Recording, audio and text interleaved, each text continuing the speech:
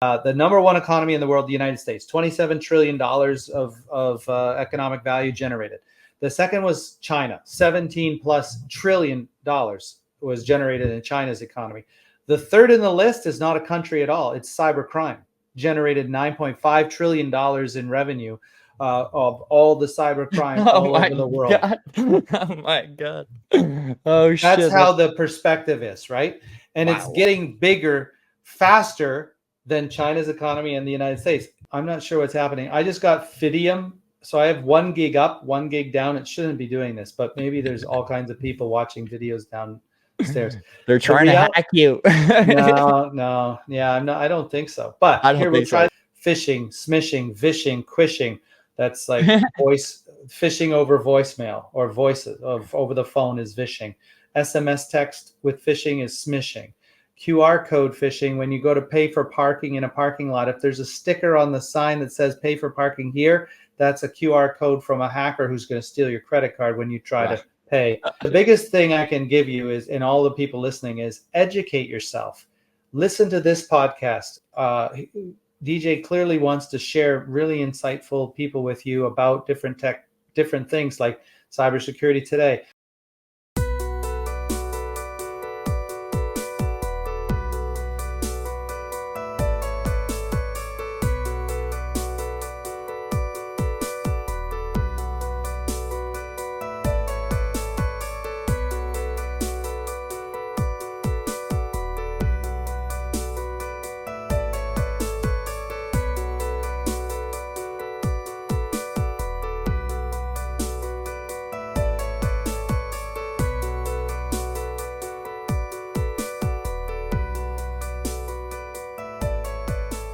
So welcome everybody on the Rumbling Facts podcast. I'm your host, DJ Red Sam. That's DJ with Master Upside Down on all music platforms. The last song I released is Shine On Me 24/7. You guys should go check it out. It's like a prayer that I wrote for God and people that are looking for the light and trying to understand faith and try to find light in the darkest moments in your own life.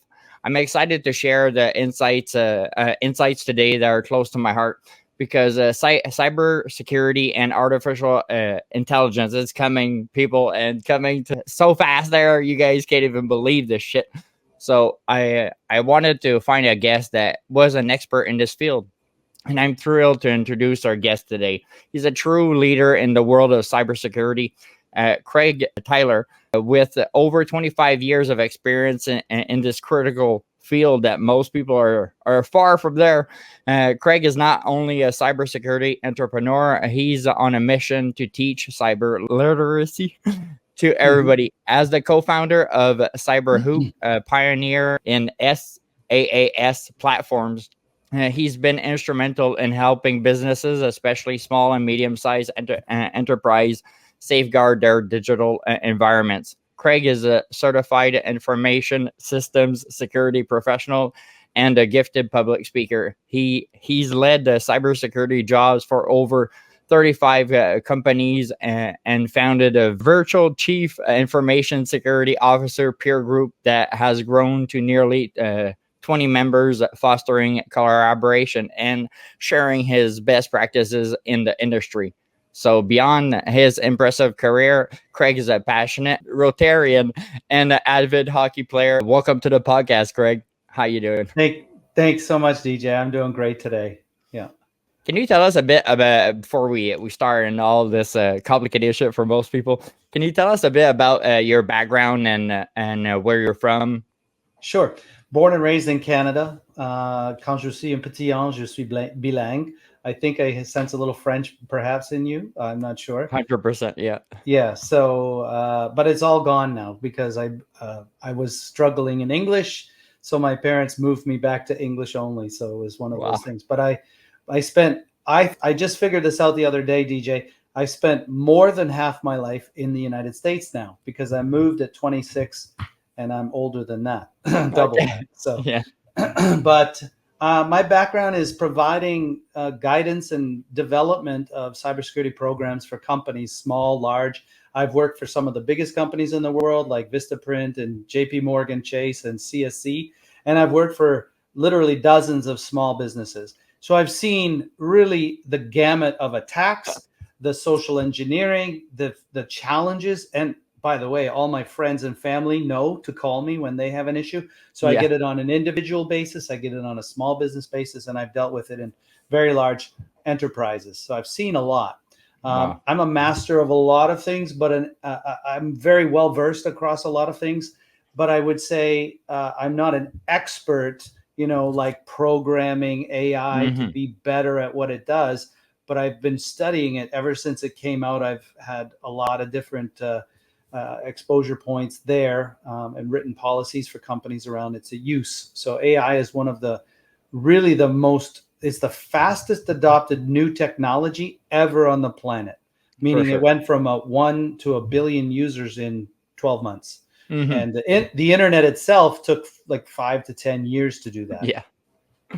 And what got you, what gave you the feeling of getting into this field? Because, it's like working at a morgue. That person tells you he's working there. You're like, how'd you get in there? So, what made you feel that you wanted to go in cybersecurity, and what was important for you? So it's interesting. I wanted to teach, originally become a teacher, but if you look at teaching salaries, they're so poor. And I got a degree in psychology. So I've learned and studied how people learn, how people are educated, what motivates them to learn from one topic to the next. And I looked at my career and I said, well, I don't want to do a PhD in psychology. I was burned out of school when I graduated with my honors degree. So I looked around the internet back in the early days of the internet, probably in 1994, and I found a company that was looking for someone to help build a firewall company. And I thought, let me try that, because I worked at my university computer science lab. I was doing email, text-based email. It was so basic back then. You hit R to reply to a message, and then you could type the message faster than the screen would keep up. I mean, it's that slow. So I had some rudimentary skills, but then they hired me for almost no salary. I was the cheapest hire they ever made because I had a degree in psychology, not computer science or anything like that. But ultimately, cybersecurity stuck for me. It was a really interesting adventure because, number one, it can't be outsourced. In the 90s and early 2000s, many jobs were being outsourced to other parts of the world, but never cybersecurity. So I figured there's job security in cybersecurity. And I have to credit myself for recognizing that the problem of cybersecurity was not getting smaller, it was getting bigger. There were more events. Remember, we've been through MS Blaster or SQL Slammer or Code Red, all of these great big worldwide viruses that took computers and networks down in the early days of the internet. And that was front and center for me, is protecting those businesses. How do we not fall victim to that in the future? So I saw a future where it was going to get worse and have job security and potential for a long growth involved. So, in cybersecurity, there's a de facto certification called that CISSP. You called it, Computer Information System Security Professional.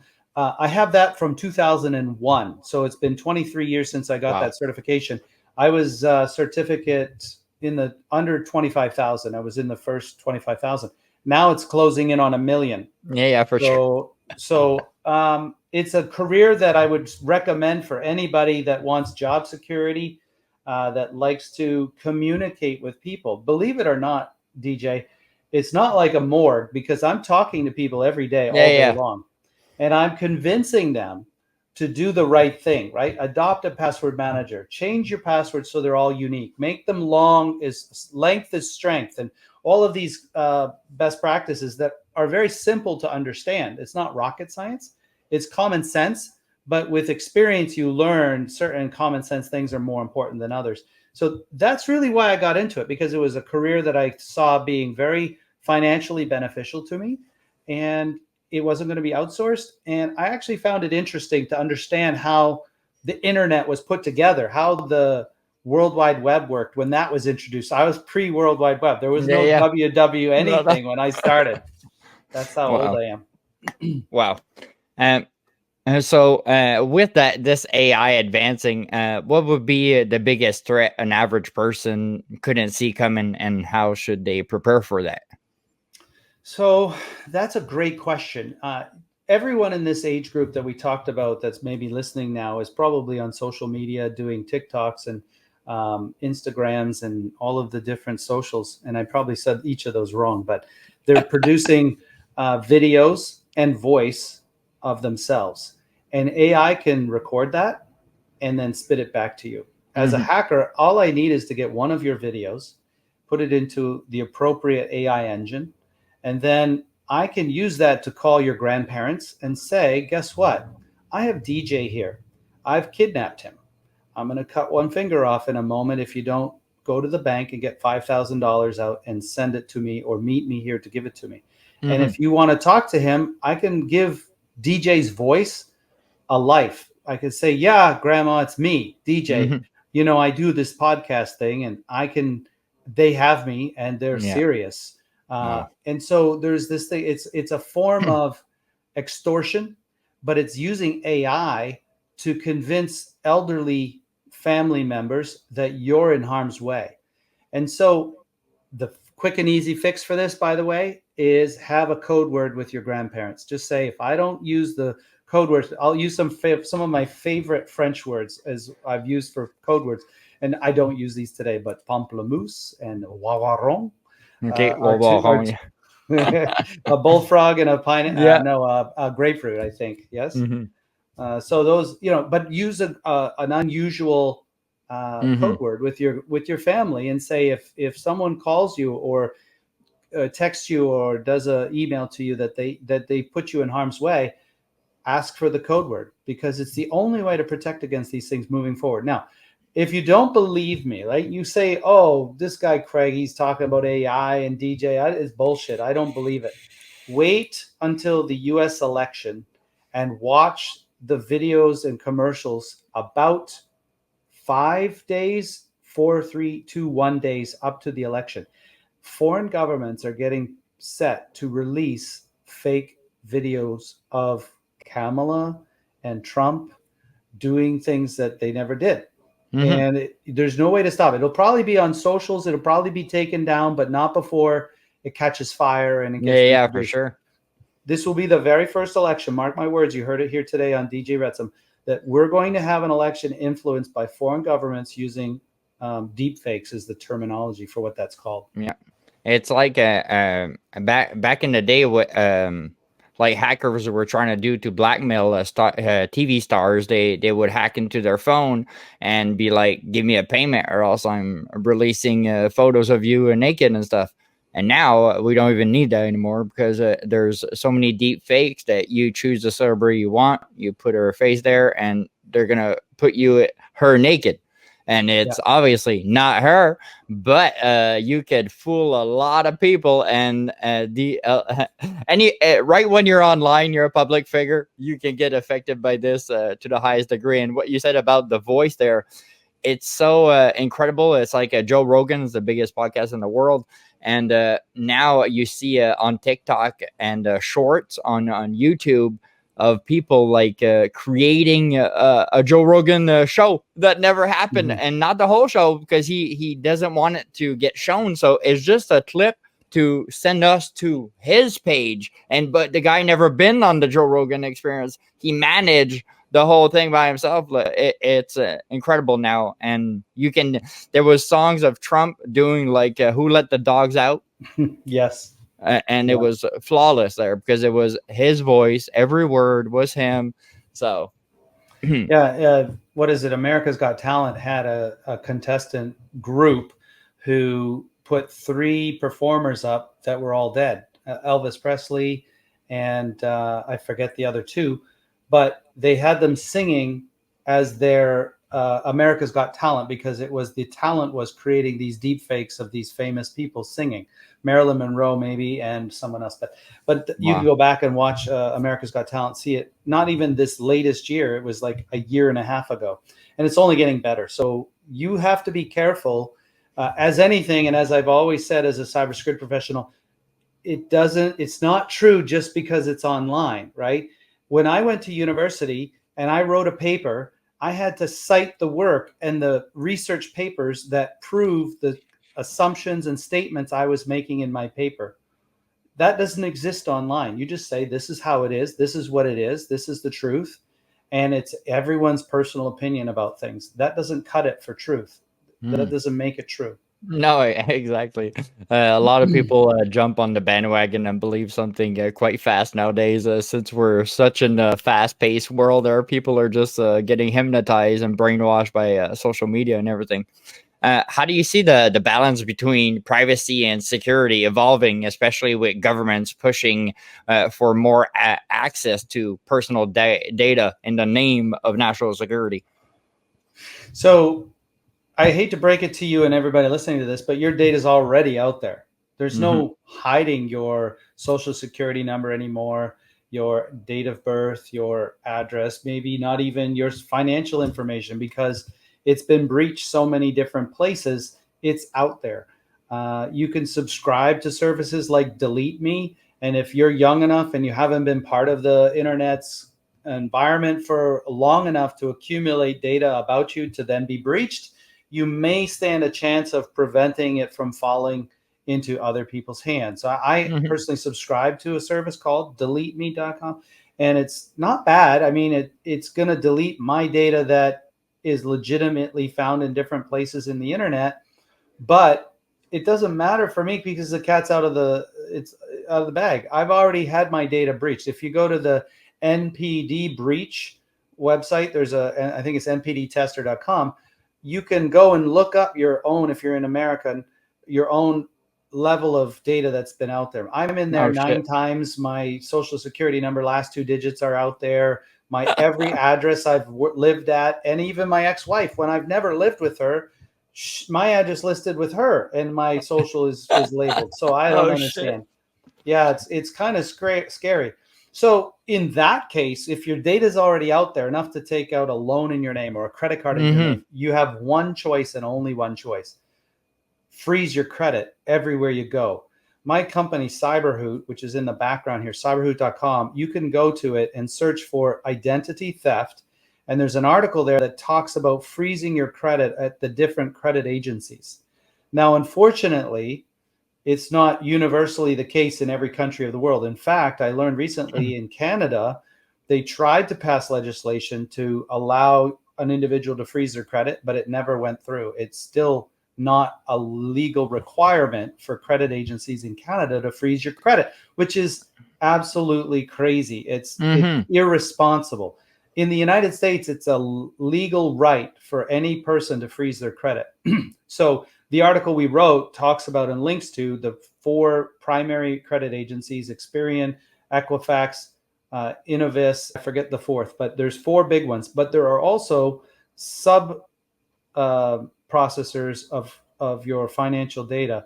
In fact, that's what the origin of the NPD breach. It was selling financial data for the entire U.S. population to the big companies like Experian and Equifax, and it was breached. So you have to freeze it at the secondary and the primary credit agencies in the U.S. if you want to be protected. You can't monitor it. Monitoring is like living next to a fire station and hoping your house doesn't burn down, because if it catches fire, the fire station's right there. They'll come put it out.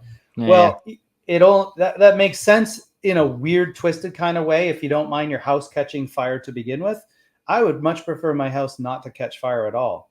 So freezing your credit means you can't have a problem in most cases. So freezing your credit, it would be better than freezing your money? Well, you can't freeze your money unless you put it in the freezer. It's not going to work. No, freezing your credit. There's 2 things. Like, if the credit agencies had their way, they wouldn't freeze your credit ever, because they monetize our data. They sell access to our credit records to banks and credit card companies and etc. for a money. They pay a fee to get the credit rating. If DJ wants to sign up for a credit card, he goes and says, I'd like this credit card. They won't give it to you unless they get DJ's credit score. That's what Experian and Equifax and Innovis all have, is your credit score. And that's what determines how good a risk you are for a credit card. And so they'll give it to you. but that costs money for them to hold the data and to sell the data to others. So they don't want to freeze it because then they can't sell it. They want to monitor it. And so the option, and I just got a letter, I think I just ripped it up in the mail, for Change Healthcare. In the United States, we had this massive breach earlier this year. They said, we regret to inform you that your data was a part of this breach, and we'll monitor your credit and we'll pay for free to monitor the credit. I'm like laughing at it because there's nothing for me to do. I just froze. My credit's already frozen, so it doesn't matter. So that's a big thing that a lot of individual people listening to this should stop, pause the podcast or the video, and go freeze your credit. Go to cyberhoot.com/cybrary/ in identity-theft. Cybrary, CYBRARY, cybersecurity library. We just define 1,000 terms there, cybersecurity terms for people to understand better in everyday terms. I find a big hack for like all the sites of subscription or anything. It is like they tell you, redetermined conditions, but they put us 75 pages of fucking nonstop there. And most people after 5, you're like, okay, like there's so much saying not much that most people in life are never gonna read the terms and conditions. But in that, they tell us that they're gonna take our shit, like take our information technically somewhere. Do you want to hack on that? Here's another tip. We're talking about AI. Feed ChatGPT the EULA and ask it questions like, will they sell my data in this terms in EULA? Will they monetize me in some way? Will they encrypt my data? Will they protect my data? Will they sell my data? All the concerns that you have, you can ask ChatGPT, and it digests a 75-page document, even with legal wording, right? Yeah. It's not just 75 pages of a great novel.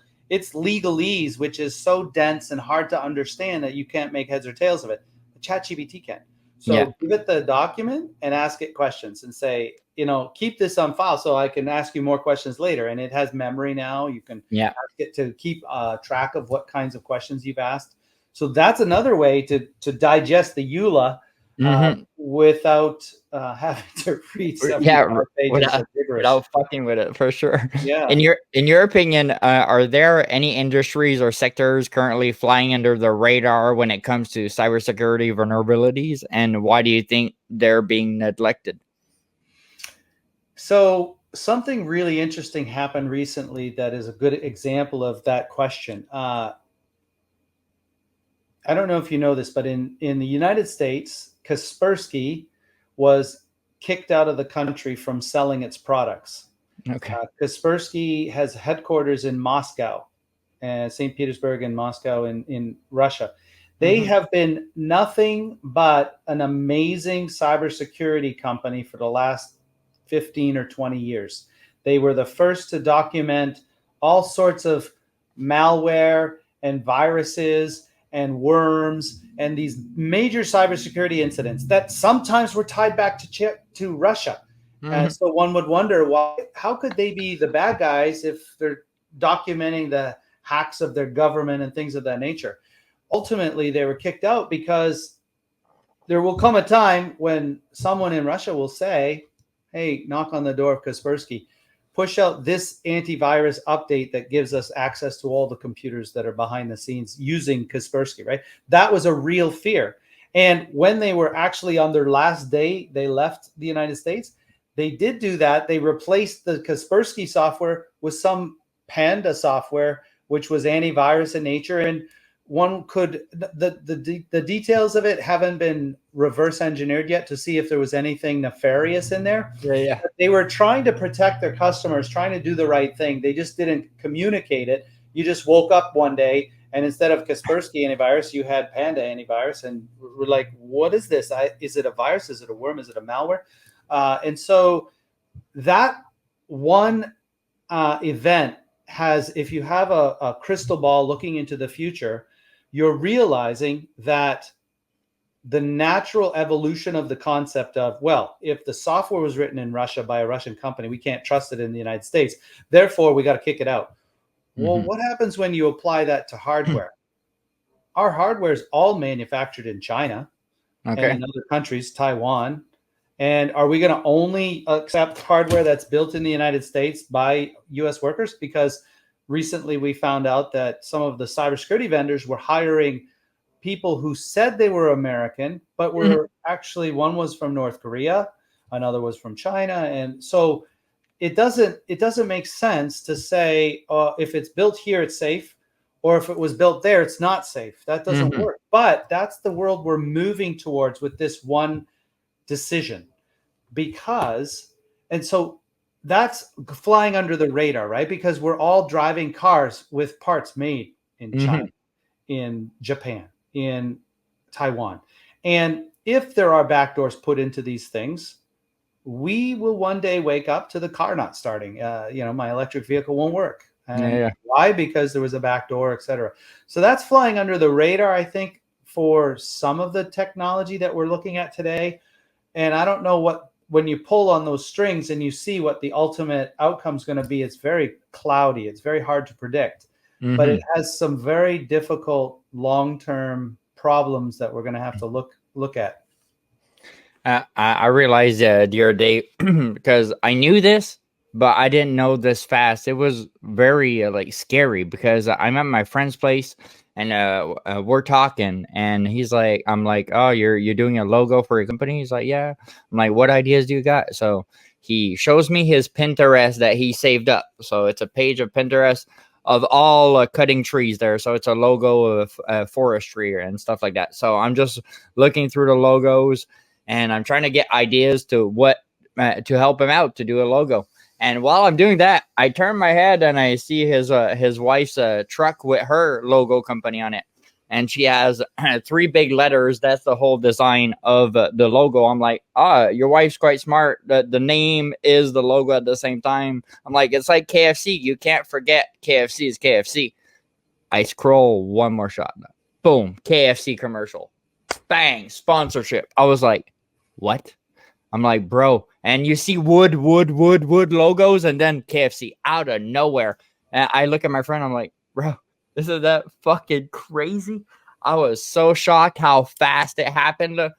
So can we stop that? Or because I saw a podcast in particular and the hacker said you could close your cell phone. And if I want, I'm going to turn on that speaker. And I was shocked. So what do you think about all this? Well, it was recently, there was a marketing and advertising company whose internally facing PowerPoint was released to Google. Google is one of the companies that gets a lot of marketing dollars. It's their whole business model is that when you advertise on Google, you can reach the people who are looking for the things you build or produce, right? But this company, this marketing and sales company had an internal PowerPoint that said, how can we market? You should hire us because we can turn on the microphone and we can capture the audio of people in the room. And then we can market that information to you. So you can put an ad up if they're talking like, I'm hungry. And then boom, there's a food ad for your restaurant. And Google got the presentation and said, you can no longer advertise with us because this is highly illegal. You finished telling us earlier this year that you didn't do microphone monitoring through cell phones and through our computer devices, and yet you actually are doing it. So you're going against your own word. We don't allow that in our platform. We fired the company, so they fired this client from advertising on Google. But if one company's doing it, dozens, hundreds are doing it. And we've all heard family and friends say, hey, I was talking about this and then I got an ad on Facebook. Oh my God, was it coincidence? In many cases, it might be coincident. In many cases, it's probably not because the microphones are listening and that sort of thing. I know for myself, I close my video camera with a privacy guard when I'm not using it. I knew it. And on the phone, it's as simple as not allowing, in many cases, it's saying, when you install some app, it says, can I have access to the camera and the microphone? You can say no. I mean, unless you're using some app that is video recording, if it doesn't need access, disable it, right? Turn that stuff off. But all bets are off if your phone's been compromised or your computer's been compromised by some malware, because they can ignore those warnings and just turn it on. Yeah, they can listen to you have sex or whatever, like really private conversations with your banker or whatever. Like, because let's say the hacker is not going to listen to Joe Blow right here on welfare. He's gonna go to that leader of a company and fucking be on him all the time. So when he fucks up, he says the code or says something that guy can extract. Well, they will. Do VPNs stop a lot of problems, or is just the first step, really? VPN is a very helpful tool in a lot of different ways. We just blogged an article 2 or 3 weeks ago about hackers that can buy a little tiny piece of equipment to broadcast a Wi-Fi signal, and they're doing it on airplanes, and they're pretending to be the Delta airline Wi-Fi or the American Airlines Wi-Fi, and people are connecting to their to their little tiny box, and that box is just proxying the communications through it to the plane's own Wi-Fi, right? But they're scanning. It's a man-in-the-middle attack. They're scanning all the unencrypted traffic back and forth. So in that scenario, a VPN hides everything from the man-in-the-middle attack. If you're on a public Wi-Fi at a coffee shop, or in a different city, or at a conference, you need a VPN to hide everything from your device to the exit node, wherever the VPN terminates, back out to the internet. Now, some people think, well, NordVPN and ExpressVPN, all these different VPN providers, if I'm a nation state, I'm going to put my monitor right outside their internet point of presence, where it leaves their network. And you could argue that that's the case. That sometimes happens. Maybe you do it instead to your own home network, and you leave your home network, which is less likely to be targeted by major hackers and nation states and things of that nature. But to your point, if you're a person of interest, right, you're a CEO of a company, or you're a famous person, hackers are going to do that. They're going to target your own internet connection. So it's hard to win, but a VPN is definitely helpful in all those cases. So everybody should at least have that at the start, though, for sure. Yeah, if you're on your home network, it doesn't necessarily make sense to put a VPN up. But if you're traveling, anytime you're on a foreign network or a public network, you definitely need a VPN to protect yourself. If I can do only one of 5 things to protect myself from cyber attacks, what would it be, and what are the top technical measures every business should adopt in the future for cybersecurity? Well, we could talk for an hour on that question alone, but I've often been asked the question, if I could do one thing, Craig, what would it do?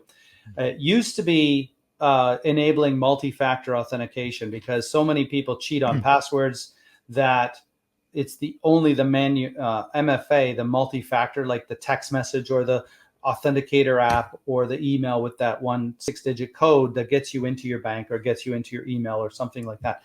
All of those are good things, but I think most of that is being dictated by the vendors out there nowadays. They're forcing MFA. Like, you can't log into Microsoft email anymore without MFA turned on. They've just said, nope, no one else can do it. You have to turn it on. So I'm changing my tune. I think adopting a password manager is probably the best thing that any one person could do to help boost their cyber literacy, cybersecurity, for the simple reason the password manager is going to manage your unique passwords. So you can set them all unique, long and strong, not ever know them. If you accidentally ever click on a bad link in an email, the password manager is going to sit there and not log you into that website you land on, because it might be a fake website, but the password manager can't tell what website you're trying to log into, because it's not LinkedIn, it's not Instagram, it's not Facebook, it's none of those things. It's some breached version of it, and it's not going to give the credentials, and you don't know them anymore, so you can't even make it manually by accident do it. So that's beneficial. It also supports most of them. Like, I use 1Password. There's other people using other things out there like LinkedIn, Keeper. Those are all 3 great password managers. It's also supporting passkeys, PASSKEYS. You might have seen some prompts around the internet from Google, Microsoft, other places to enroll in passkeys. Passkeys are more strong than MFA and password alone, because they're cryptographic exchanges between your computer, your identity, and the remote website. So because it only works when it's these two components, the both ends of the connection, if someone breaks into the website, which is the historical problem of everything, is breaking in and stealing all of the passwords at this website to try and use them over there. This doesn't work anywhere else. It's only good with this end unit, your computer. If it's stolen, it doesn't work with another website to your computer. So it's not, there's no replay attack. But password managers are starting to help manage that and set it up automatically. So you don't need to use a password, then wait for MFA, then you get in. It's like, passkey me? Yes, I'm good. I'm in. And so it's more efficient, it's more secure, and it's stronger. So that's password manager is my number one recommendation. But I didn't even know that of what that thing does there. So so the person only to screw with you, he would need to break in your home, manage to open your computer, then do it with your computer. That would be the only way, because he needs that computer at his home at that spot to get to that ultimate website. Wow. Yeah, so that's very helpful. I think banks should really rush out adoption, because banks are still using multi-factor authentication that is a text message to your phone in most cases. And any hacker can call or do SIM swapping or SIM cloning to get your phone number on their phone, so that the Verizon tower, the T-Mobile tower, the mobile device carrier towers send the text message to both ends, to both phones. I've cloned your phone, I get your text message. So when I learned your password from another breach, because everybody still uses the same password wherever they go, then I can just clone your phone, get your second factor. I can get into your bank account. Alternatively, I can buy malware online that I didn't write, but I can buy it, that steals your session tokens. Once you're into your bank, if you click on any link in your email while you're logged into your bank or your email account, I can, through the malicious link, steal the token that gives you access to your bank or your email. So now I'm in those things. I don't need your password or your MFA. I can just assume you. I saw one incident recently, DJ, where someone unsubscribed from a nuisance email list that they were added. Like some advertising agency somewhere in the world was sending emails to this person. And they're like, this is the 10th day I've gotten these emails. I'm going to unsubscribe. So he scrolls to the bottom, clicks the unsubscribe link, and he tells me this later. All of a sudden, I get a call from my bank, and I see someone sending email out of my inbox. And I'm like, what happened? Well, the unsubscribe link was a evil proxy, stole those tokens and sent them in real time to the hacker to log into both the bank and the thing. Fortunately, the bank was sharp enough to say, you tried to add a new payee without providing the text message, which the hacker didn't have access to. So they called him, and he's like, no, I didn't do that. So then they explained, someone's trying to log in and change things. So you better reset. We'll reset everything. So you got to be careful online in any link that you click on. And for unsubscribe links, just go to the webpage of the vendor, find the account, and unsubscribe from the direct website you know to be safe, not from any emails you have in your inbox. Yeah, because no matter what it says, it could say like unsubscribe. It's not that you're clicking the link that they want you, and that's the trap right there. So I didn't even know that they could do that. That is incredible. It makes me way more aware of what I should click on in my fucking emails. Yeah. Oh my goodness. Can you share one of the most interesting cybersecurity incidents you've handled in your career? Sure. This happens a lot. So everyone listening to this, you get a new job. What's the first thing you do? You probably go to your socials and you say, hey, I'm so excited. Tomorrow's my first day at this great company. I'm really excited to start. I am in this role. And so the very next day, you get an email from the president of that company saying, hey, welcome to our company. We're really glad you're here. I have a top secret project for you.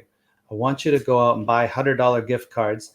Don't tell anybody. Scratch the backs off. Send me a picture so I can give them as bonuses to all the hardworking people like you in the company for the next 3 weeks. and I want you to do 10. And if you're good at it, I might ask you to do more. Well, this happened not too long ago for me, and I did the incident response. So I keep these as a reminder for this. This is $26,000 in $100 gift cards that someone was doing, 10 at a time. And you can see there's $100 right there. $100. Oh my God. And there's 26,000 of these. This happens all the time. And it's not like the most glamorous way to make money online from hacking, but it is really a common one because people publish on social media where they're going to, and they want to make a good impression on their first day. And it's the president, and he's saying, I can't take a phone call. I'm going into a meeting. You need to go get these immediately.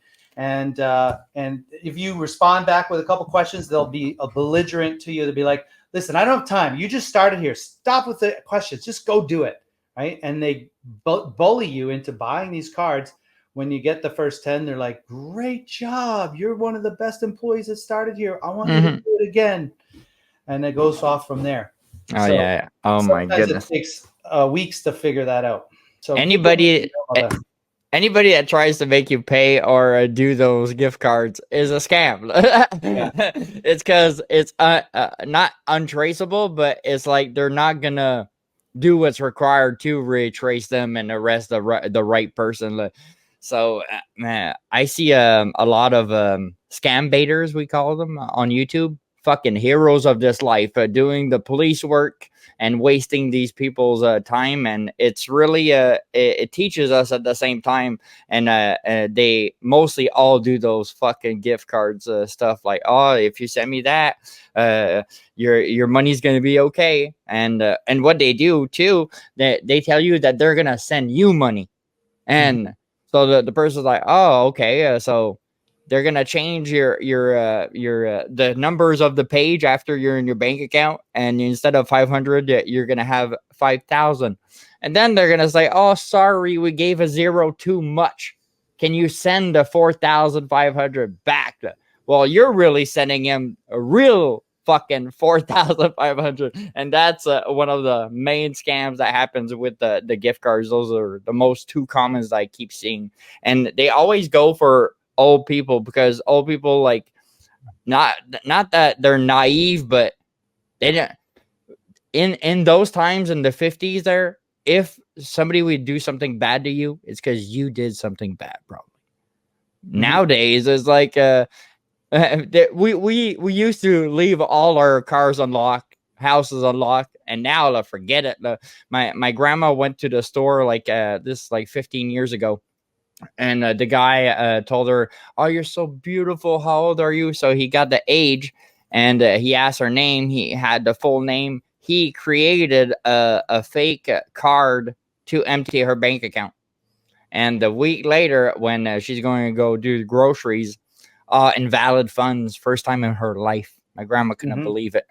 And we realized that her card was duped because of the information that she barely gave from the cashier to the car to this person that looked nice, looked sweet, but he just got the numbers that he needed to build this card. So if somebody wants your card like this, is that metal protector like perfect, or they can still in Canada, you don't get to hand your card over to the waiter or waitress when they pay for a meal in a restaurant. You have to do it at the table. This is one of the best things. You should never give your card to someone to walk away with it, because a credit card scanner will snap all of that detail off the mag strip. Even with the tap or the cryptographic insert, there's still the mag strip. Every single card that's got higher levels of security built into it still has the mag strip with all your data. But they need your date of birth. They need your address. They need your zip code, postal code to put it all together. And that's why your grandma was probably asked when she went to pay for the groceries, there was some skimmer, credit card skimmer there that got all the details that they needed. They just needed her birthday and some other things. So at the end of the day, you have to be aware of that. Never let your card out of your possession. I will tell you this, Apple Pay, I worked at one of the companies developed Apple Pay, and the cryptographic security that they've built into Apple Pay is one of the safest on the planet. It's very safe to put a credit card into Apple Pay because it doesn't store your actual credit card. It stores a hash of the information necessary to get pay for something. But it doesn't, there's no way to reverse it out of Apple Pay and say, here's his credit card number. It's a one-way hash in that direction. Just like all the websites of the world are supposed to hash your password into something else. And a hash is just a cryptographic algorithm that takes this text, makes it into this text. And when you log in, we check your current password that you type in, hash it, and compare it to the text here. But if someone breaks into the website and goes and steals your text, it's a hash, and there's no pointing it back to their original password. You can't reverse it. So that's what all the websites of the world are supposed to do, but they still don't do it. They still are lazy, and they put your password in a database, and they compare when you're logging in your real password to your real password, and they say, yeah, this is DJ, this is Craig. That is not supposed to happen anymore, but it does. Passkeys will eliminate all of that as well, by the way. At the end of the day, you can try to be aware. Like our motto at Cyberhood, the tagline is become more aware to become more secure. And as you learn and listen to this podcast and our blog on Cyberhood, we have a newsletter you can subscribe to. We're always talking about these different technologies and techniques and tips to protect you from harm. You need to know some cyber literacy skills. It's not taught in school. It's not taught in graduate school. You can graduate MIT and not have any cyber literacy training. Computer literacy, yes. Okay. Reading literacy, yes. Financial literacy, no. That's another area of completely separate from cybersecurity. But teaching financial literacy is probably more common than cyber literacy. Does the field of cybersecurity have an equivalent to the Hippocratic Oath, and what is that as well? And how does that shape ethics and governance in this industry? So as a matter of fact, it does. In the CISSP, which, by the way, I took that exam in 2001. It was a 5-hour exam, no different than the bar, the medical AMA, the American Medical Association test to become a doctor to a lawyer. It's very, very difficult. You have to study like hundreds of hours, but you also, before you can take the test, you have to sign a statement that says, I will respect my client's privacy and their data and protect the people I work for to the best of my abilities. I will not take advantage of the data that is entrusted to me through my cybersecurity work. It's very similar to the Hippocratic Oath. I don't have it memorized. I apologize for that, but I can probably get it out of ChatGPT. But that's what you have to sign up for to become a CISSP, which is similar to those other brands. But yes, there is that. And so it's very important. Protecting society, the common good, public trust, and infrastructure is what it says here. And it doesn't have the actual phrase. The core tenets of the CISSP Code of Ethics include protect society and public trust. That's number 1.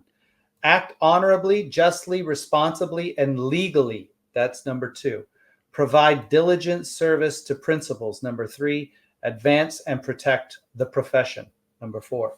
So that's the kind of the Hippocratic Oath to keep people guided in the right direction. It's just words. You have to live it, right? You'll find people all over the spectrum that believe in that or don't. I said I'm a Rotarian. We have another motto in Rotary, the 4-way test. Is it the truth? Will it build goodwill and friendships? Is it beneficial to all concerned? And there's one more. All of these things, organizations have different guiding principles to make the world a little bit better place, but you have to live them. You have to practice them. And it makes me think of the laws that you see at the beginning of iRobot. They show you the robot laws of Asimov. Yeah. What do you think about those laws that they're already almost prepared for when robots really arrive? Well, they're talking about general intelligence in AI, right? We don't have general intelligence. We have reasoning. We have really large language models that can tease out answers, such as I just did, from texts that are already published and studied, billions and billions of lines of text. But the general intelligence is the holy grail for artificial intelligence because it's reasoning. It's being able to reason and problem solve with multiple variables around the peripheral.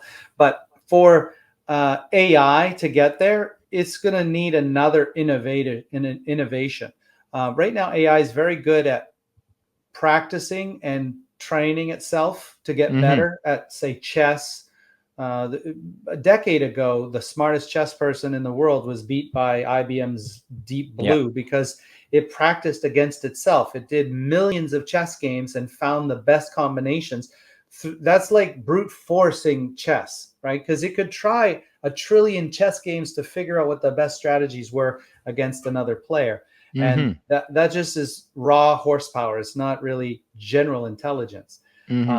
General intelligence is the ability to say, hey, I have a goal of protecting the planet from global warming. Let's just take that as a potential. General intelligence would say, what's the biggest impact on the environment? Humans are causing the environment because they're burning gas, they're cutting down trees, they're fishing oceans, they're cutting trees and forests. General intelligence and AI would say, well, humans are the cause of global warming. If we want to get rid of global warming, which you've told me I need to do, we need to get rid of humans. Right? And so where's this fail safe, right? Like iRobot says you can't harm humans. That's true. But these models are untested in the large scheme of things. So who knows what's coming down the pike? It's many people smarter than me have said artificial intelligence should be controlled and legislated around no different than nuclear weapons and other mass destruction capabilities. It's like an iRobot when the robot goes into the water and the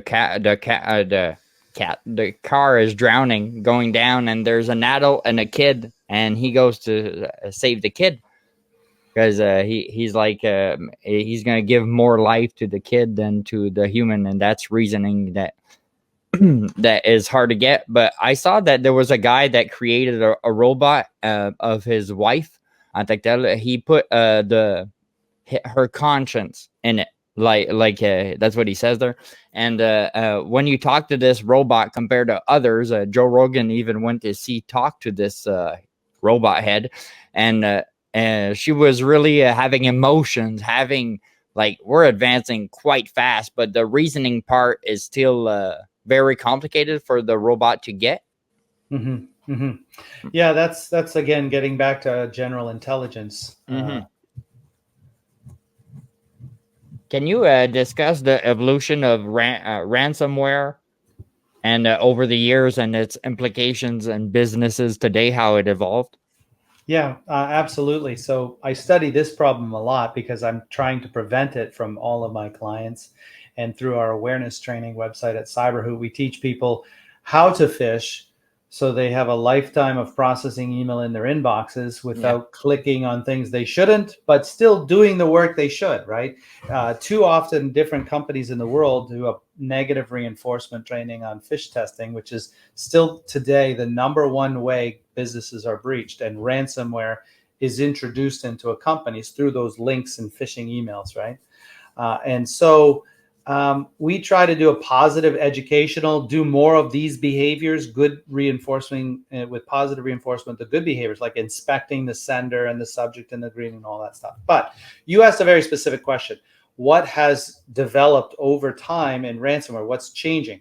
And the truth is, there's been studies that I've read from Verizon's data breach report, which is published annually, and others that have said, over the last 20 years, the most popular method of attack is still phishing attacks, clicking on links you shouldn't, that bring either steal your credentials, getting them into your thing, steal your token and getting them into your email.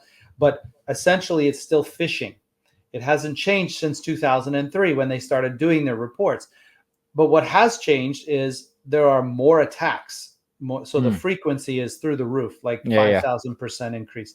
The impact, if you click, is much more dangerous today than it was before. Before, they would encrypt your files And if you had good backups, you could restore your backups from backups, and you'd say, goodbye, Mr. Hacker, I'm not paying your ransom. Or unplug the computer, and then that worked too. Well, if they started the encryption, it was still encrypted. So you had to back up from some other method. But today they steal the data off your network, off your databases, and then they release it to the internet to embarrass you. They report you. For example, there was a scheme where they report you to the FTC. If you're in the financial services industry, the FTC says you have 24 hours to report, or there might be longer, but you have some time frame in which you have to tell us you've been breached. And if you have a ransomware event, you've been breached. And if you don't pay the ransom, they threaten to report you to the FTC. So you get fined by the FTC. Even though your data is still encrypted, it's going to be released to the public internet. You're going to pay a fine now because the hackers have told them, hey, you should go check out this company. We breached them, but they're not reporting it to you per the FTC rules and guidelines. So the damage is becoming more impactful. And then the sophistication of the attacks is much, much greater than it ever was before. With the data exfiltration or stealing your data to later publish it, with the complexity of hiding in your network for a longer period of time without discovery, to make, when that wire transfer is going for $400,000 to your biggest manufacturer, they're monitoring your email, they're in your network, and then just at the right moment they strike and they say to the other end, or whoever's paying the bill, we got a new bank account because we're just in the middle of an audit, and so we need you to send the funds here, not there. Please, here's all the details, and thank you for doing business with us. We really appreciate it. And they have the same exact tone, the same wording, the same everything of the other party.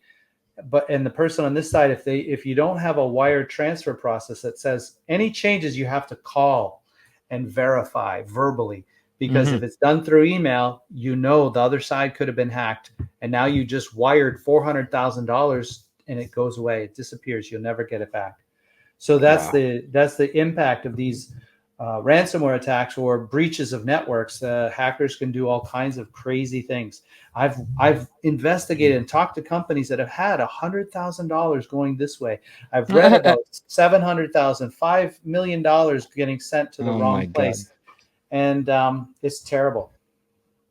With companies there's so many companies that are run by just computers, like secretaries, lawyers, and stuff like that.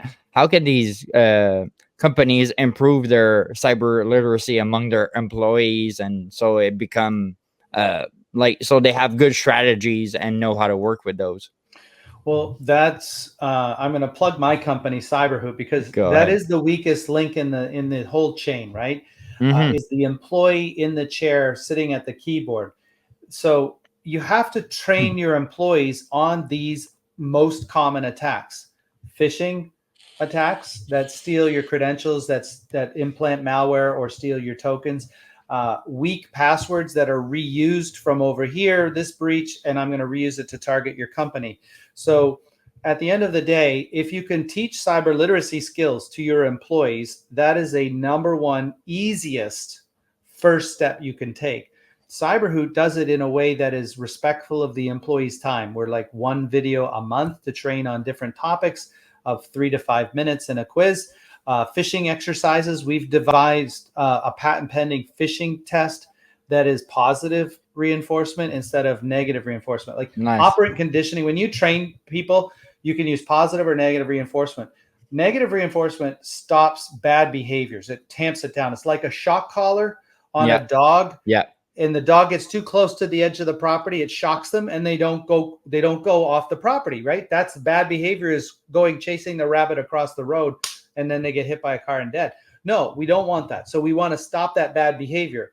But humans are a lot smarter than dogs. So if you teach them not to click on emails and links just by punishing them with negative reinforcement, it doesn't really teach them what is good behaviors that they should be doing, like looking at the sender to see, did this email actually come from the vendor that's sending it to me, to the urgency and emotionality in the email as a common hacker tactic to get you to react without thinking.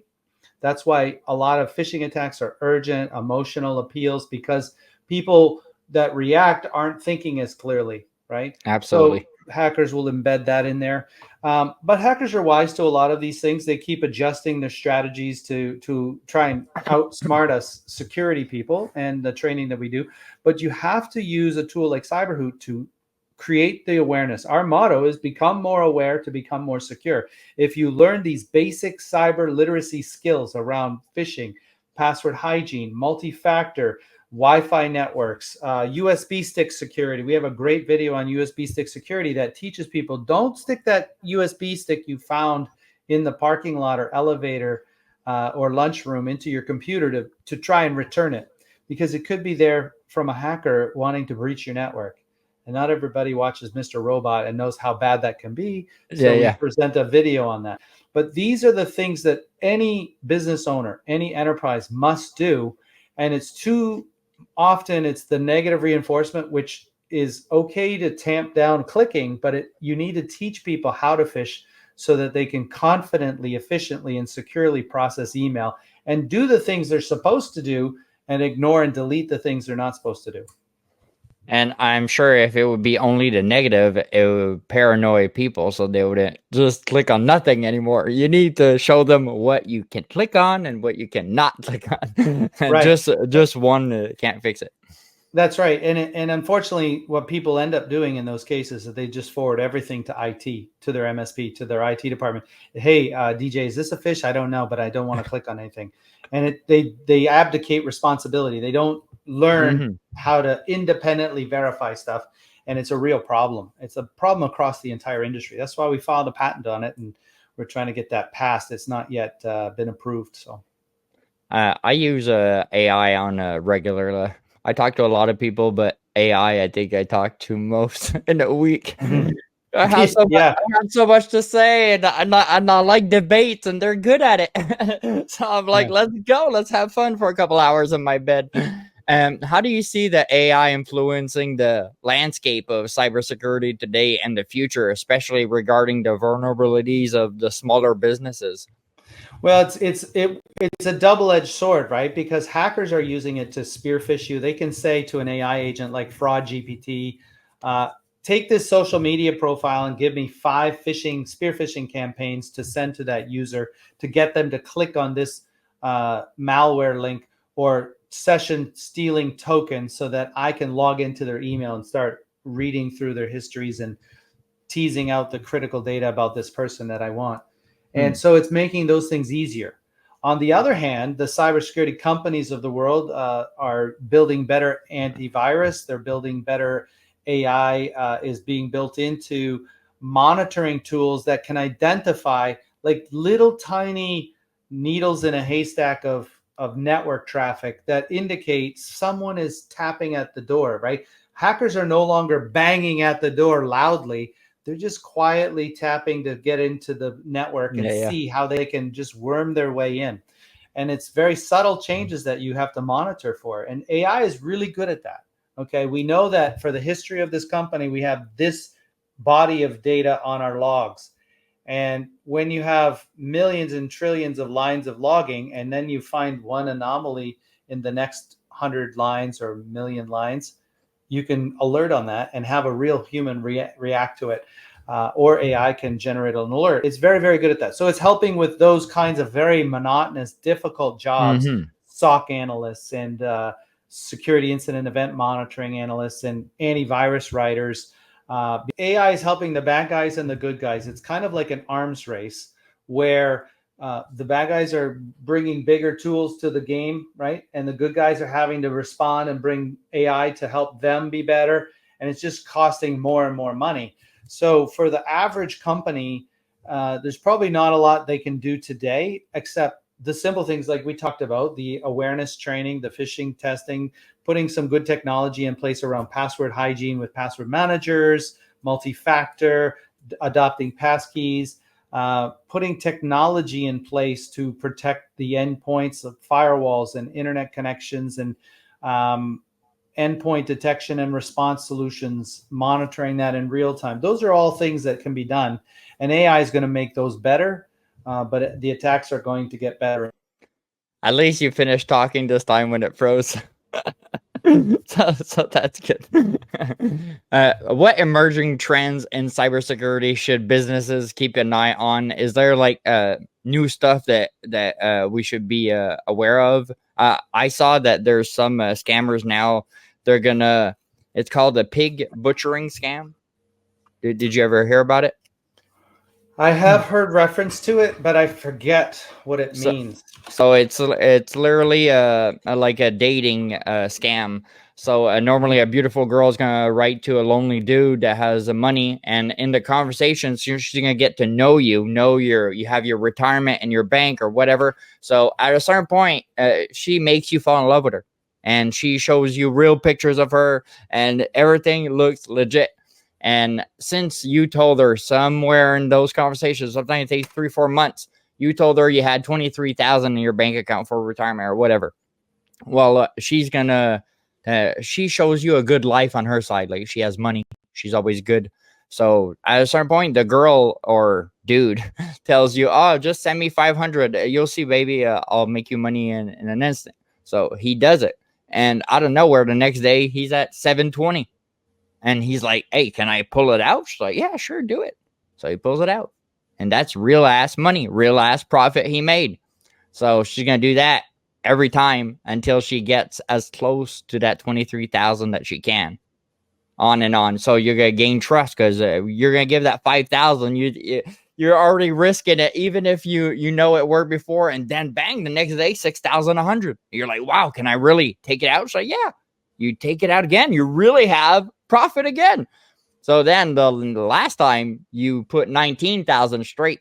Well, she knows she won't scratch for that 4,000 left there. So when you send that one, she gone. She disappears. Why it's called a pig butchering scam? It's because pigs, we feed them, make them all nice and everything until they're ready and full, and then you butcher it. And that's how they do it. And now they do it with crypto.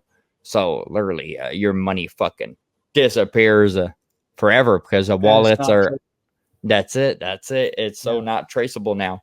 So it's a variation on a common theme with romance scams. You know, people will have an accident, right? Someone you fall in love with across the world and everything's great. And then there's an accident and they're in the hospital and they need $5,000 of surgery and they can't get it because they're poor or whatever. And it's, you've fallen in love with this person. And so you want to help them. And they disappear the moment you send the $5,000. It's a very similar thing. There are many different variants on that scam. Pig butchering is probably one of the more devious recent ones. Job applicants have a similar scam where you get offered this really well-paying job through a job board. You apply for something and someone comes back, yeah, we really like your resume and we just need to do the background check on you. What do you need for a background check? Social security number, banking information, all give me address, everything. age. Guess what? You get everything, those 3-4 things, and now you have a credit card out in your name for $20,000 because you have good credit, because you're a good employee, and they disappear, right? So there's multiple scams out there. Anything you need to look up, you can research to see if something is legitimate. You can ask ChatGPT. You could also go to snoops.org or snoops.com. Yes, Snoops 10, SNOPES, is a fact-checking website that debunks myths, rumors, misinformation that's circulating online.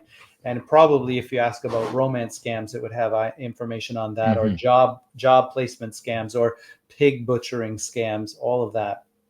I notice that site is good for a lot of stuff to really fact check for ourselves. But I notice a lot of errors in it. Like when you're going deep in like 9/11, the moon landing, I'm telling you, the answers after that are literally is the script. It's the script. So they're just going to follow the script, but they're going to say, oh, with all the evidence that we have, we went to the moon, on and on. It's okay. It's okay. So it's literally there's some give and take, but yes, absolutely. Most of did like Trump really say this on Snopes, and that's good because you're always going to come out with that fact check because it's checking all the sites. Yeah. How does your role as a VCISO change with the evolution of technology, and how has your experience as a Rotarian Rotarian. I can't even say that word. Rotarian. Yeah. Influence your approach in cybersecurity education. So the first part was what again? How has my vCISO experience changed over time? Yeah. It's just gotten more complicated over time. In the beginning, maybe 25 years ago, it was very simple. You needed a firewall to connect to the internet. Your data lived inside your environment. You had a thick client that talked to your server inside your environment.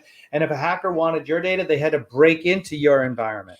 Nowadays, all the data lives out in the cloud, and you're reliant on Microsoft to protect your data. You're relying on Google. You're relying on all these third-party vendors, and it's harder to protect it. The only thing you can do is, like when it was on your local network, maybe you could encrypt it, but back then the encryption wasn't very good. Now it's really good. So encrypt your data when it's on the cloud application so that only you who have the key can get to it. Even if the provider is breached, then your data is still encrypted and you can keep that key private and safe.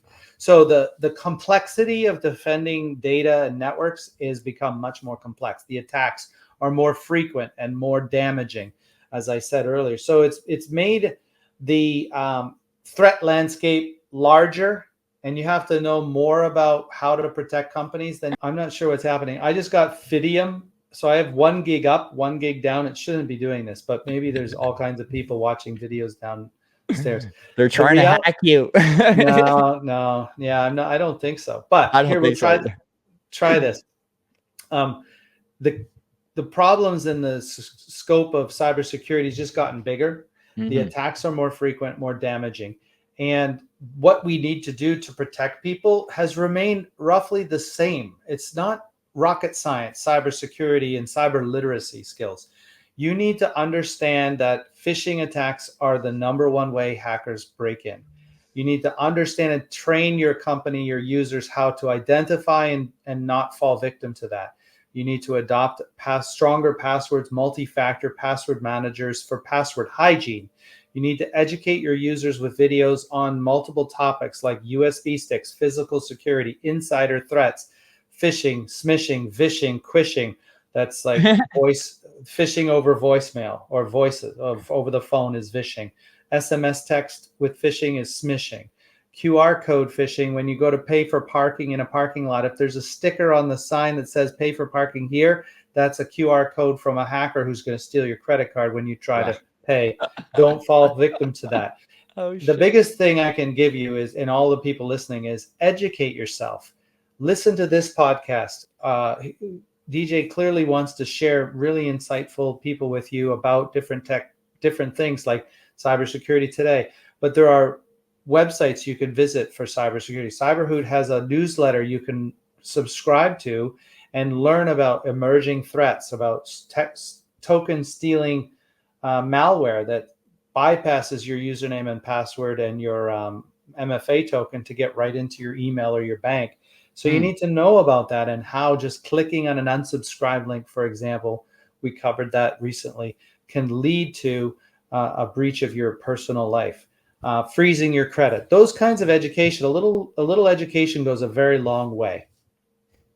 How do you measure the effectiveness of a company's cybersecurity measures, and what technology or protocol do you believe is essential for a business to adopt in the coming year?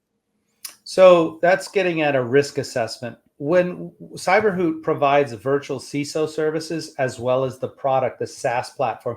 And by the way, SaaS just means software as a service. It's an internet service that you can pay for to train your users on cyber literacy skills. That's what Cyberhood is. It's that product sold online on a per user per month basis. But we also do consulting. And when we have a consulting engagement, we start with a risk assessment. And that means asking a bunch of questions around the administrative, technical, and physical risks a company has for the data, networks, technology, and equipment that they own, right? If we know what those risks might be by asking a series of questions around it, we can prioritize them, because you don't have unlimited funds and unlimited time to fix everything. So you have to start somewhere at the top and say, this is the biggest risk we face because it's the most likely, the most impactful, and the most important to our business goals and objectives. So we're going to deal with this risk first. This low risk over here, we're going to accept that because we can't do 100 things. We can only do the top 5. So to your question, you start with a risk assessment from a competent assessor who looks at, in our case, we use the NIST, National Institute of Standards and Technology, 800-171 set of questions. This is a agreed upon list of things that companies should do. There's also the cybersecurity framework. There's other standards like HIPAA and PCI and CMMC. We don't have to explain all those things, but they're different flavors of the same thing. A risk assessment to identify the most critical risks you face and then help you prioritize and address those things with the limited dollars and time you have to fix them.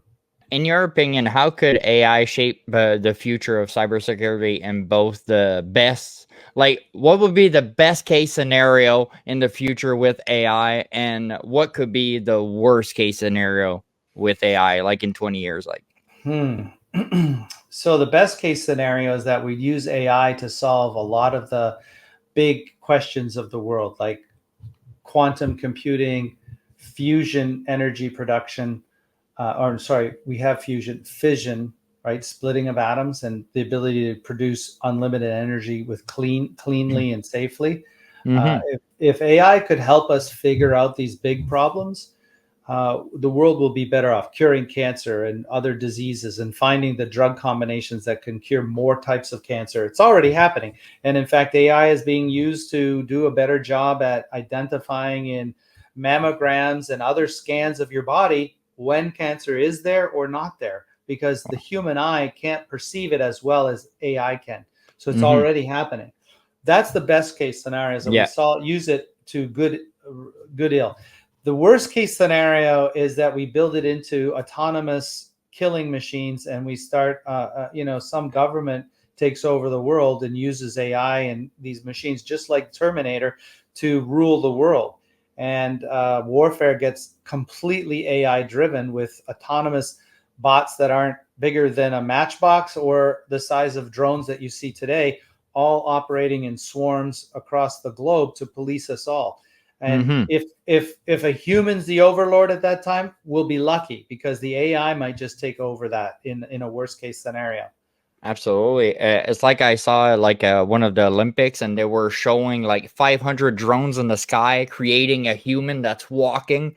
It was so incredible. And there wasn't 500 people on the ground with manettes. No. Everything was computer did. It was fucking incredible to see. But it's like, it makes us understand that now a drone that costs $100 and you put a bomb on an example, well, you can take out a multi-million-dollar tank in a fraction of a second. So what war could happen there is so scary there because anybody could have a drone, my goodness. It's the worst case scenarios are not that great for us, especially with fucking. I remember when we were watching rap videos like in the beginning of 2000s, and you saw that view over the skyscrapers, and you're like, "Wow, this guy fucking paid for a chopper." You're like, "Oh shit!" And now you can see that everywhere, and see a drone stuck on that of the ocean and just stay with it. A helicopter couldn't even give that. Everything is advancing so fast, and that a child that's 12 years old could buy a drone. So everything could become dangerous quite fast. So I got two more for you. Now, what's something about cybersecurity that you believe most experts aren't talking about enough, and but should be? Well, I think most experts I'm talking to are talking about AI and the potential risks that we face from it. There was legislation in California. Governor Newsom vetoed it to introduce safeguards around AI. It was probably vetoed appropriately because it didn't take a good enough approach to protecting us from the potential risks of AI. But I think most people are not looking at legislative controls. Governments look. Our government is dysfunctional at its best at times, but they're not well versed in technology. So it's very, very difficult for them to write legislation that works and has meaningful safeguards around AI. I think of AI as kind of like a bowling alley, and there's no bumpers between the rows. Anyone can bowl in any direction, and the whole world is going in this playground. And we need to put those bumpers up to protect the people around us, but also the ball from going into a very dangerous place. It could be all kinds of trouble could come from AI if we don't protect ourselves appropriately from it. So yeah, we're not doing enough on the legislative front to really create appropriate laws around the use of AI. It's part of the reason most of the ChatGPT people who were working in that company, the senior leadership, has turned over, with the exception of Sam Altman, because they're saying, hey, we had these safety committee, we had these conversations in this around protecting the users of AI at here. And from what I gathered, it was largely ignored and it was disbanded, and the safety measures were not treated as seriously as the advisory board of ChatGPT and other places. Sam Altman was fired because he refused to participate in those things appropriately. And I'm speculating here because I don't have the firsthand knowledge. I'm going from what I read. And what I read was he was terminated because of some concerns over safety issues. And then the venture funds all put him back in place. And so other people quit the company as advisors and senior leaders in the company because it wasn't meeting their ethical standards for whatever reason. Now, I don't have insight, so please don't hate chat me or hate email me about these things that I'm stating, but we need to have, this is true of any technology. It doesn't matter if it's AI or anything else. Cell phones in the hand of a person that's under 10 is a ridiculous thing because of social media and the negative impact on the person's development as a human being. But that happens time and time and time and time and time again, where the technology goes faster than the social norms that protect us from it develop. We see it with social media. We see it now probably with AI. We're going to have some AI apocalypse of some kind that is going to be, oh my God, why did we let this happen? Well, we didn't know. We didn't anticipate. We didn't see ahead into the future that this could be a problem. So yeah, that's all going to happen. We need to spend time understanding, debating, and establishing safeguards that really mean something and are respected all across the world. Cloning is another area that's happening or not happening in, right? The ability to clone animals and human beings, and gene editing and splicing, right? If you go into another area, that's a whole nother can of worms, where they're being able to say, I want blue eyes, I want to be 6'3", and I want to be super smart. And, maybe they can tinker with the genes. Well, should that be allowed or not allowed? Those things, these are examples of technology moving faster than the ability to comprehend what it means. Yeah, it's like playing God. But yeah, I saw a documentary a year ago about the people had enough money that they wanted to make sure that their next child had blue eyes and she could pay for this. And I was like, what? We're advancing so fast. So it's incredible. And I saw it too in animals. Let's say you have an animal and it's about to die. Well, they're going to do a replica of your own dog. It's quite incredible how fast everything is moving. That already was written about by Frank Herbert in the Dune series, right? They were just creating the guardian of the family, the Atreides family. Duncan, Idaho, was a replica of the last Duncan, Idaho. It's science fiction is really a good predictor of the future.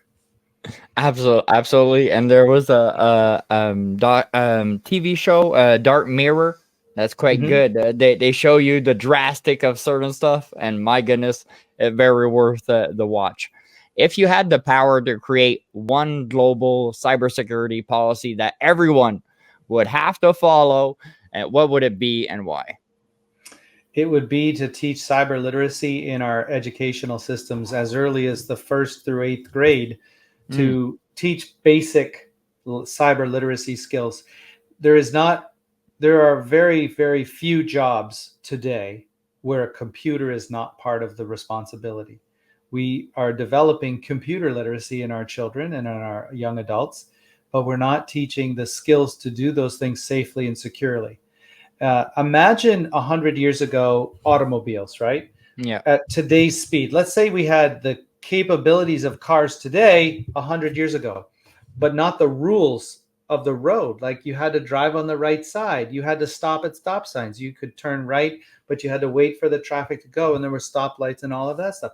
It would have been absolute chaos. And it often was, right? There were a lot of deaths in the cars and automobiles because we didn't have licensing for you to get a license to drive a car 100 years ago. You got a car because you could afford it. You learned the general way to operate the vehicle. How is that possible that we went so far with automobiles where you have to get a license? You can't drive till you're 16. You can't drive alone till you're 18. You have to be past this set of rules. And there's police that enforce these governance models. Well, where does that apply to cybersecurity and computer literacy? You can use a computer today to hack anyone anywhere in the world. There's no one policing it, very few policing it. We need those social norms to teach the skills to defend yourself, to be safe online with simple, basic best practices that we've talked about. That's the one thing I would say I'd love to see happen.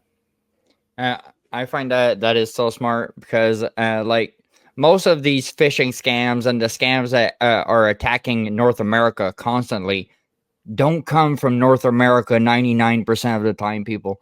So what would be smart is our educational systems in Canada and the US teach the people this, not for them to know, to protect our own citizens, because these are the people that are getting robbed.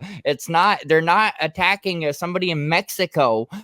No, they're attacking Canada, US, China, Japan, the rich countries, the countries that are wealthy and going well. So that would be a fucking genius. In school, there was missing so many classes about certain stuff that we needed, like really how to pay bills. No, they give you economics, but don't really know how to pay bills, how to pay long term for a bill, how to save yourself from credit card debt, financial literacy. They don't teach that. They teach balancing, economic theory, macro, microeconomics, but balancing your checkbook and why credit cards can be dangerous, it's forgotten. I agree with you 100%. I will say that every country of the world is full of hackers, and there are people targeted in Mexico and all of the third world countries and everywhere in Africa and everywhere in Europe, all over the world. The third largest economy, here's a true statistic, and you can check the facts on this afterwards if you want to Google it, but the number one economy in the world, the United States, $27 trillion of economic value generated. The second was China, 17 plus trillion dollars was generated in China's economy.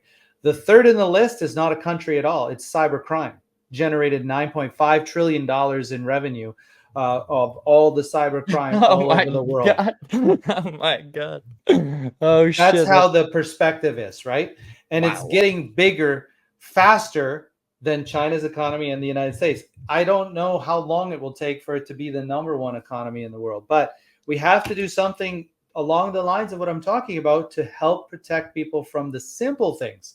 There's far more complicated attacks that nation states can do and that organized crime is going to be able to do in the future. And there's not things that individually we can do probably to protect ourselves, but the companies will be able to put tools and technologies in place to protect our data, encryption, and so on. But we have to teach basic cyber literacy skills to everyone. Otherwise, we're doomed. We really are. Absolutely. So I want to thank you for coming on. And where can everybody can find you, your socials, and your website? Cyberhoot.com is our company domain. If you want to learn about our blog, you can subscribe to our blog through our newsletter channel. It's cyberhoot.com/newsletters. You can also read up on different cybersecurity topics in our cybersecurity library. If you go to cyberhoot.com/cybrary, CYBRARY, I believe is the spelling there. You can reach out to us for any kind of quote on delivering cyber literacy training in minimal essential videos and phishing simulations once a month, every couple of months, through sales@cyberhoot.com is the best way to reach us out there. And follow us on LinkedIn, cyberhoot.com, and the LinkedIn, just search for Cyberhoot, the company, and you'll be able to follow us there. Perfect. So I want to thank you again, Craig Taylor, to have come on the show. I find it so important to people know this shit. So as the last message, you have something to spit out. Something to spit out. Freeze your credit, because you don't want to have to try and buy a car and then suddenly find out you have a $10,000 loan you didn't know about. So freeze your credit. There's the best. And adopt a password manager. That's the two things I would always do as startup number one. Perfect. So thanks everybody for coming on the show, and I'll see you guys next week.